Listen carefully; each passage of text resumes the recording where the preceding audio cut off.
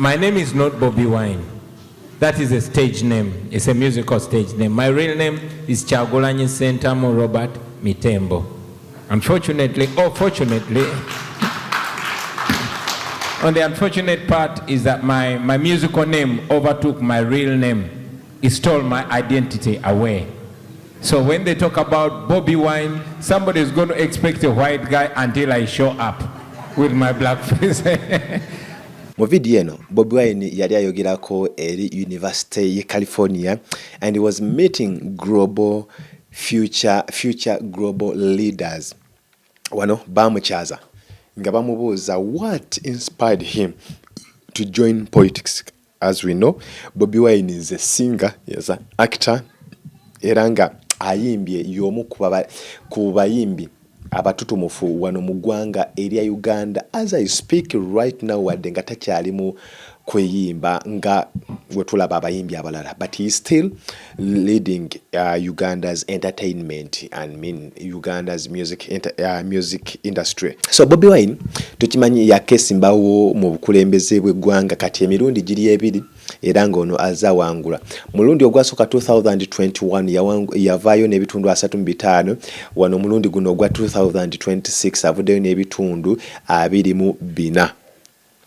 Bobi Wine Robert Kyagulanyi Sentamu ye mukulembeze w'ekibiina ekya National Unity Platform era nga yatutegeeza nti agenze mu mawanga okulaba nti nno asooka yetegula ekibabwe ekyali kijja mu Uganda naye n'atutegeeza alikomawo. Bobi Wine akoma mu Uganda era agenza meeting stakeholders okulaba nti nno abaako ensonga zatangaaza era zateekako omusana abantu basobola ozimanya era nga ensonga enkulu ke kalulu kano ke tuvaako aka 2026. Bobi Wine yabuuziddwa lwaki yasalawo okuva mu kuyimba oba okuzannya katemba najja atayingira ebyobufuzi byamanyi nti politics is a dirty game. What oyazem Bobi Wine yasooka na londebwa mu kifo ekyobako bwa parliament tujukire by election ya Kyadondo East mu 2017. Bobi Wine yalondebwa era ono yawangula n'ebitundu 8 ku buli 100. Kati nno olugendo lwa active politics olutandikira naye ng'ono yali mu politics naye ng'alwanira. He was like an activist. Era nga okusinzira ku nnyimba ze yayimbanga wano mu Kampala zasikulanga abantu emmeeme era nga wayimba wabeerawo ekikoleddwa. Sensitization, mobilization, name them. Bobi Wine okusalawo okujja okuyingira mu byobufuzi atutegeeza n'agamba nti nno tekyali kyeyagalire. He wasn't inspired, but it was because of the desperations.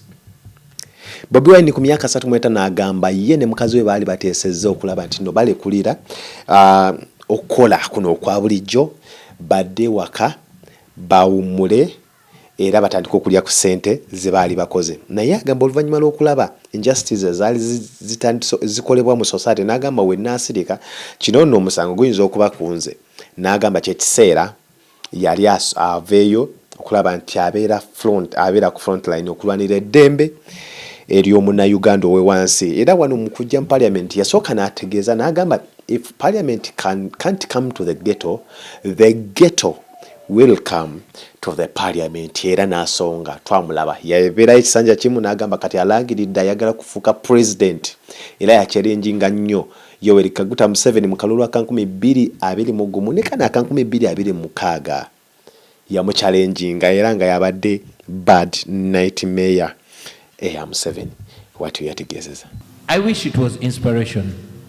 It was not. It was desperation. I was pushed. I did not like politics. Neither did my wife. My wife and I struggled so much in our earlier days and we were pretty successful. We promised each other we would retire at 35 and just go enjoy our life and be on cruises and all that. And we had more or less achieved it. But when I got to 35, maybe another calling became even louder. There's a story that I always give friends that I had been seeing the injustice until it happened to me. that's a lengthy story for another day. So I realized that my comfort zone was only comfortable to me as an individual, and it was only short-lived. I would see what was happening, and it would, you know, provoke me many times, until when I was having a conversation with a friend, I said, okay, now, since the parliament cannot come to the ghetto should go to the parliament. So when there was an opportunity to go to the platforms where these things are said formally, I mean, I'd been talking about all these issues in my music, but I came off as just another artist.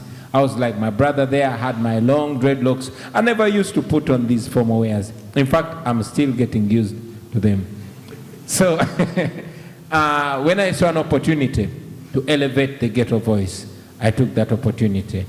I did not know it would lead to another and another and another. So 2027, I ran for a seat in parliament.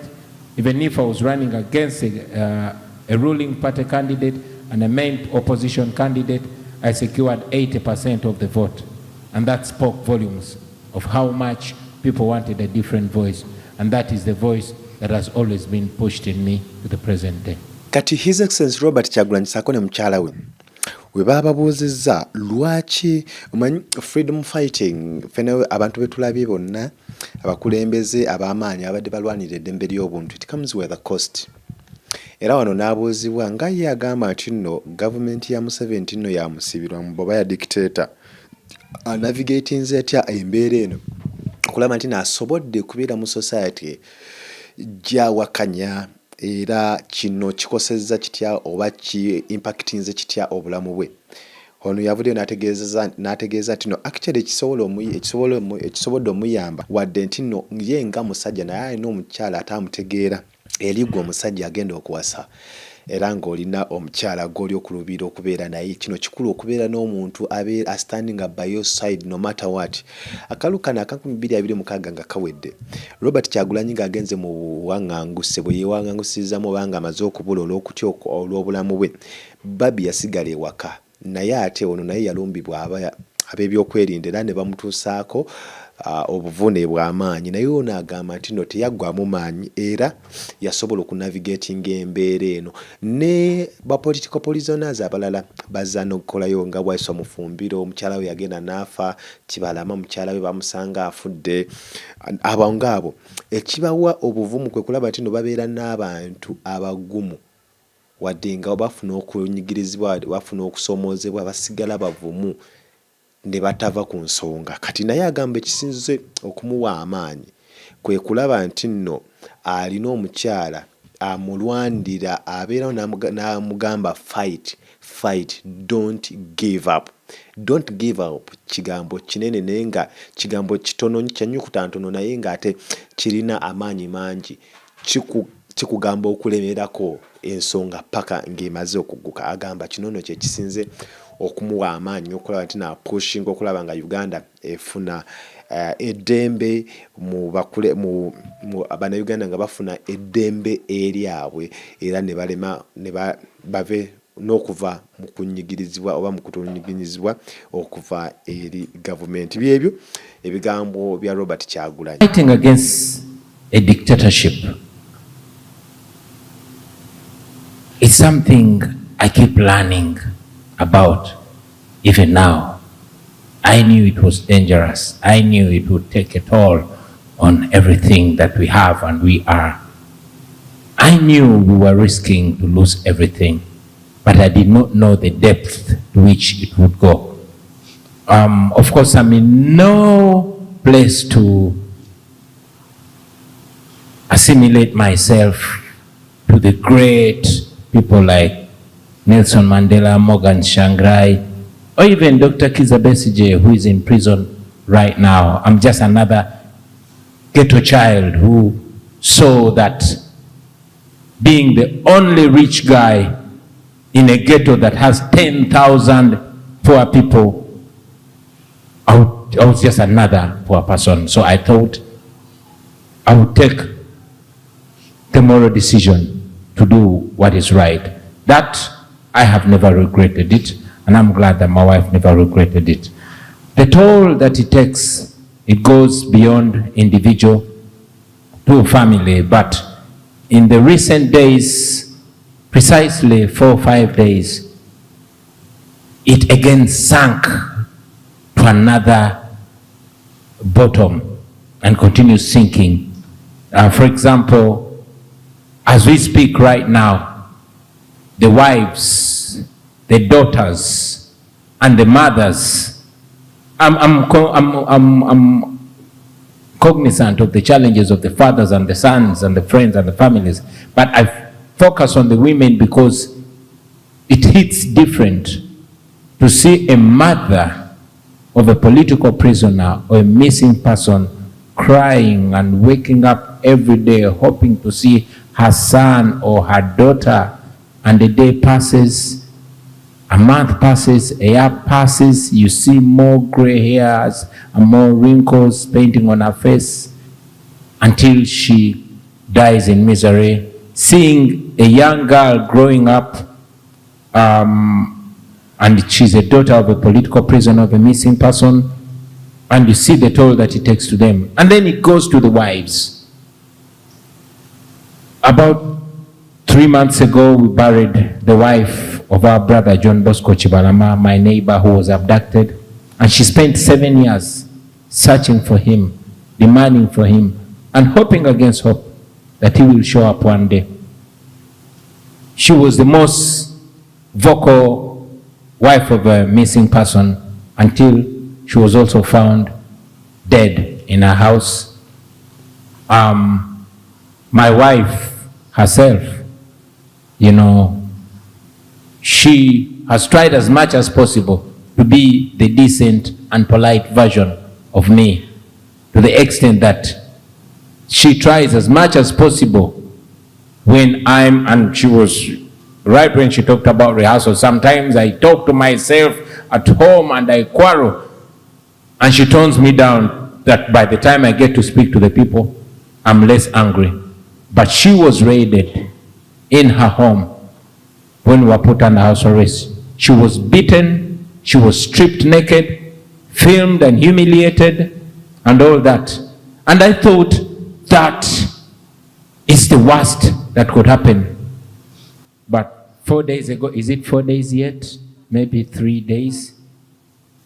The wife of the spokesperson of our party called Alex Waiswamufumbiro died.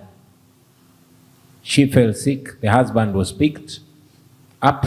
No clear case why he was put in prison.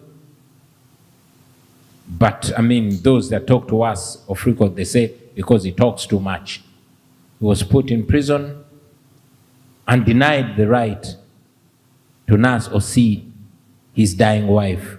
And she passed away. He was even denied the mandatory bail to be able to lay his wife to rest. And these are just the random examples that I can pick, but so many examples of people that have had to give immeasurable sacrifices in this fight. Most especially the people that, if you like, are not so involved, our wives, our mothers, our daughters, and our distant relatives.